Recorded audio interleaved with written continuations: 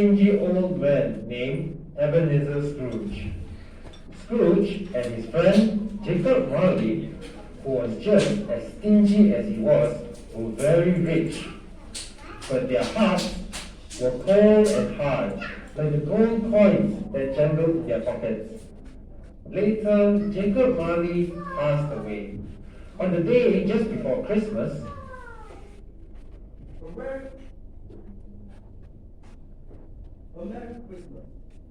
Hello. A Merry Christmas, Uncle.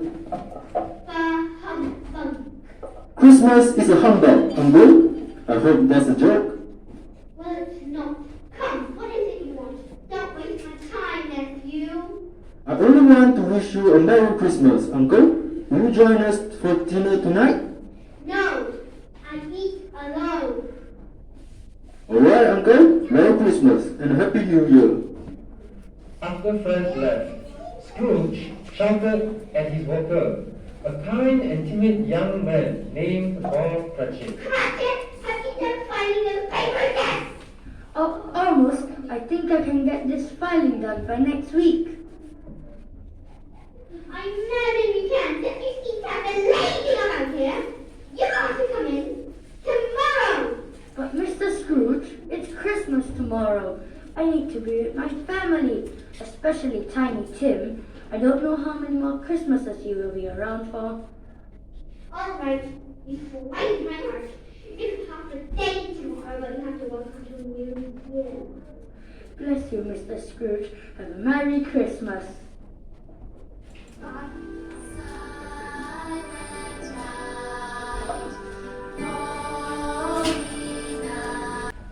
That night, on Christmas Eve, while Scrooge sat down in his bedroom to take his dinner, he glanced upon a bell in the room when suddenly the bell began to swing. Soon it rang out loudly, and so did every bell in the house. This was succeeded by a clanking noise.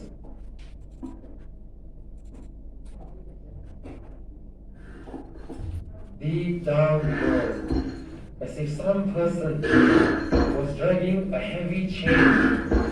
Then he heard the noise much louder, coming up the stairs, coming through the heavy door, and a phantom passed in the room before his eyes. What do you want with me? March. Who are you? Ask me who I was. Who are you then? In life, I was your partner, Jacob Marley. The phantom sat down on the opposite side of the fireplace, as if he was quite used to it. You don't believe in me, do you? I don't. Why do you doubt your senses? Because the little thing about Brixton leaves me to be fighting with pictures. The kind of machines frightened all unknown people that will create whatever. Spirit raised a frightful cry. Scrooge said, Mercy, dreadful apparition, why do you trouble me? Why do spirits walk the earth? And why do they come to me?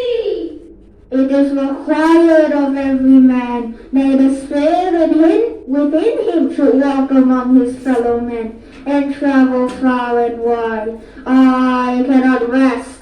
I cannot stay. I cannot linger anywhere. Scrooge was very much dismayed to hear the spectre going on at this rate, and began to shake exceedingly. I am here tonight to warn you that you have yet a chance and hope of escaping my fate. 3 spirits will haunt you. Expect the first tomorrow night when the bell tolls 1. Expect the second on the next night at the same hour. The third upon the following night when the last stroke of 12 has ceased to vibrate. Look to see me no more. After this, Scrooge fell asleep on the instant.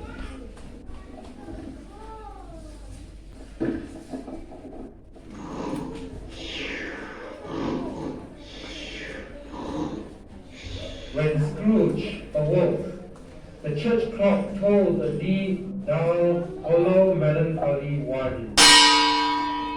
Light flashed up in the room upon the instant, and the curtains of his bed were drawn aside by a strange figure, like a child. Are you the spirit, sir, who's coming to talk to me? I am. Who and what are you? I am the ghost of the Christmas past. Long past? No, your past. Why? Who and what are you? Why are you here? Your welfare. Rise and walk with me. I am mortal. I will fall. You will most certainly fall if you do not. Hold on to my sleeve. They then traveled to a playground. I remember this place. I was a boy here. Do you remember the way? Remember it? I could walk blindfolded. Strange that you've forgotten it for so many years. Scrooge sees a small group of boys, 3 or 4, who runs on, laughing, jostling, joking, celebrating holiday from school. They stop and huddle, and Scrooge looks on, wide-eyed. Why, that's David Matheson and Robert Epstein. Hello! These are the shadows of the things that have been. They are what they are. Look, a solitary child neglected by his friends is left there still. We see a small boy sitting at a small school desk. He is reading a book and he looks sad, but Scrooge notices him. Spirit, remove me from this place. I told you, these are the shadows of the things that have been. They are what they are. My time grows short. Look. Again.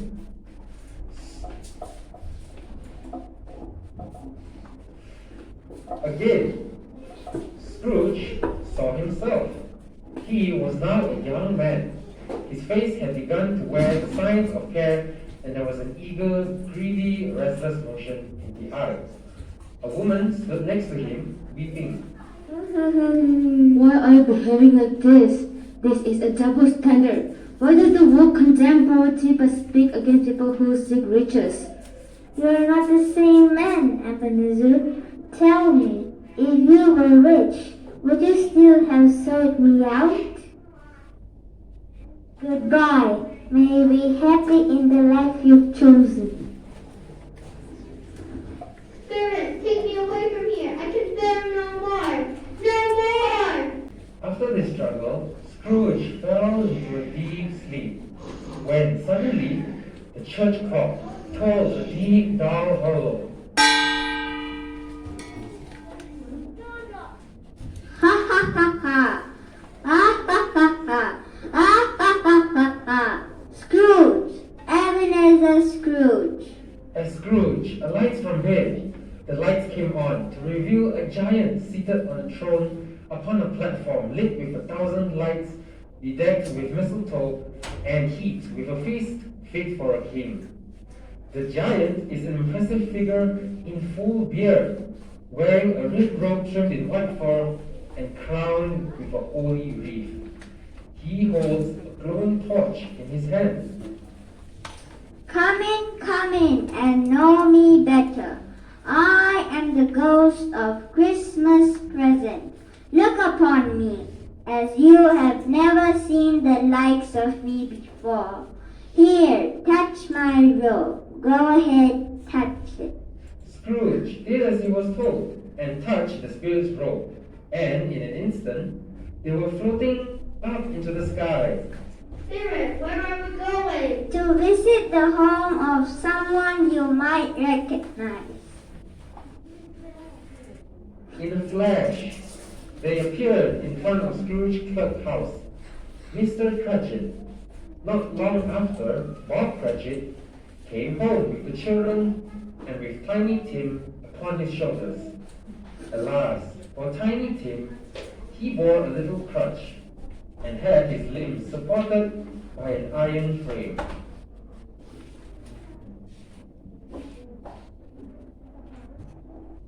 And how did our little Tim behave?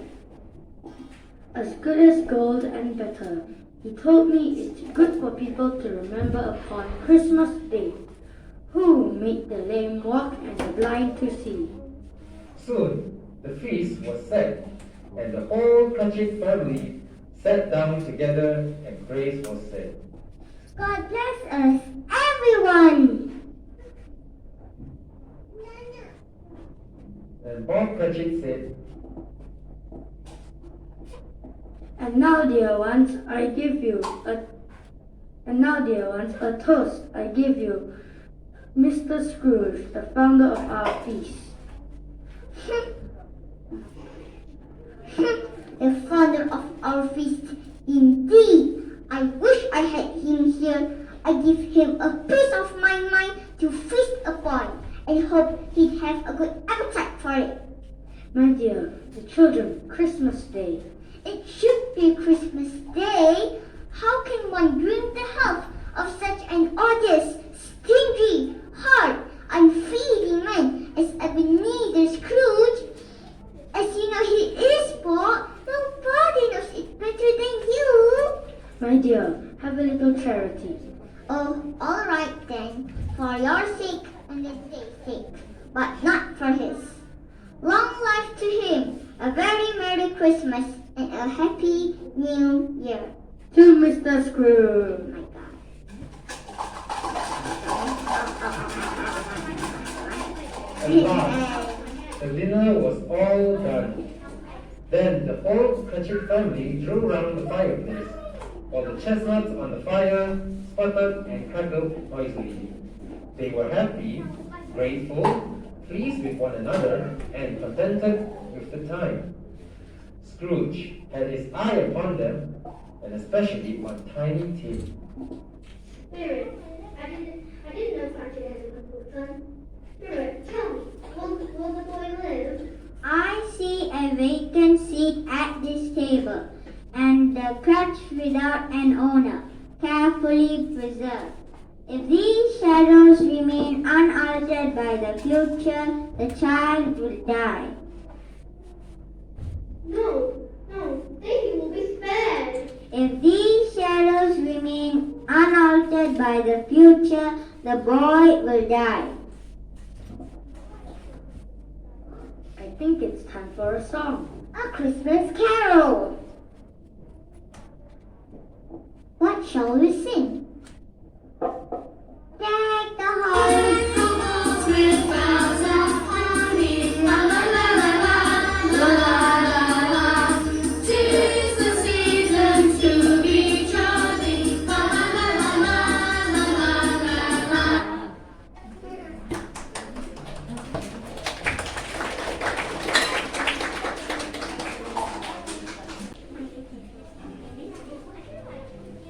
Spirit, I'm not justified in asking, but I see something strange and not belonging to you.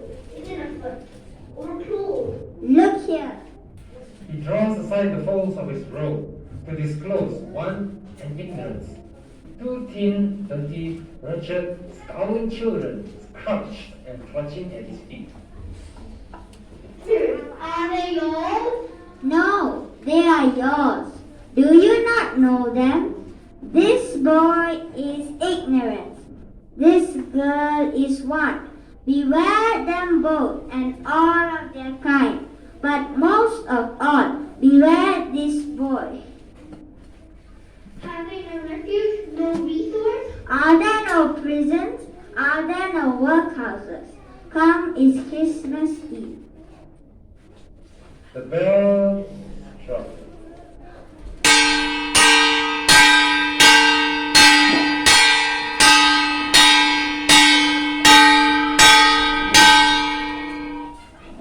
Scrooge looked about him for the ghost and saw it no more. As the last stroke ceased to vibrate, he remembered the prediction of old Jacob Marley and, lifting up his eyes, he beheld a solemn phantom, draped and hooded, coming towards him.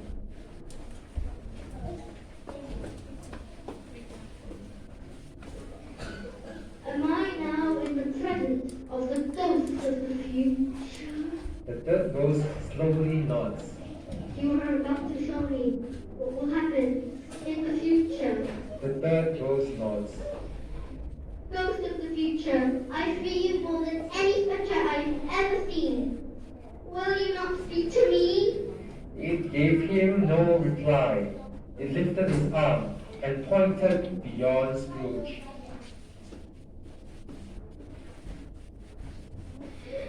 Lean on, the night is waning fast and it's a precious time to me, I know. Lean on, spirit. They scarcely seemed to enter the city, for the city rather seemed to spring up about them. But there they were, among a group of businessmen. Observing that the ghost's hand was pointed to them, Scrooge advanced to listen to their talk. I don't know how much about it. I only know he's dead. When did he die? Last night, I believe. What has he done with his money? I haven't heard. Company, perhaps. He hasn't left it to me. That's all I know. The scene had changed, and now he almost touched a bare, uncurtained bed. A pale light rising in the outer air fell straight upon this bed, and on it, unwashed, unwept, uncared for, was the body of this unknown man.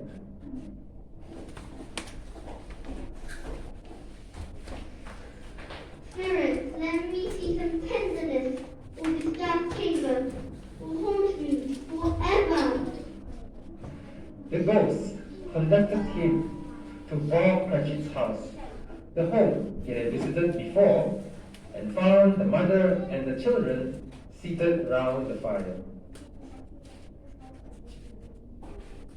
The light tires my eyes so. They are better now. It makes them tired to try to see by firelight. And I wouldn't show red eyes to your father when he comes home for the work. You must be near his time now. Tiny Tim's crutch leaned across an empty chair. Presently, Bob Cratchit came home. He looked at the work upon the table and praised Mrs. Cratchit and the kids. You went today then, Robert? Yes, my dear. I wish you could have gone. It would have done you good to see how green a place is. But you see it often. I promised him that I would walk there on a Sunday. My little child, my little child. Spirit, something informs me that our parting moment is at hand. I know, but I don't know how. Tell me, who was that man with the covered face whom we saw lying dead? The spirit of Christmas future directed him to a run-down churchyard. He pointed one of the graves to Scrooge. Scrooge crept towards it, trembling as he went, and, following the finger, read upon the stone of the neglected grave his own name, Ebenezer Scrooge.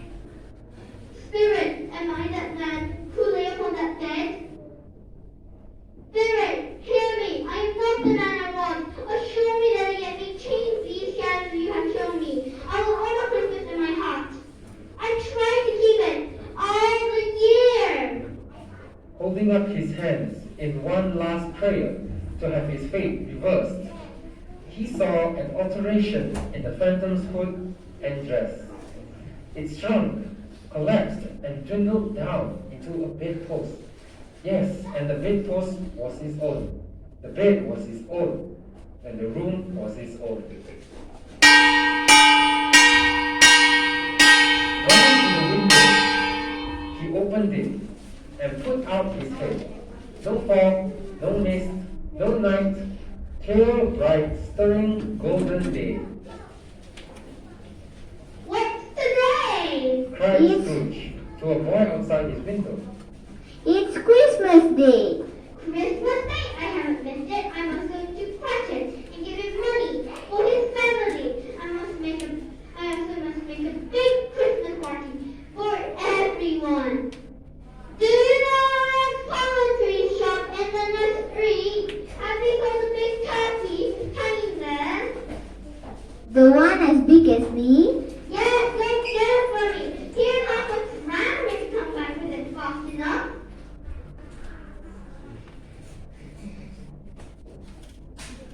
Scrooge was better than his word.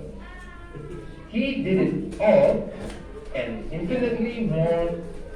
And to Tiny Tim, who did not die, he was a second father.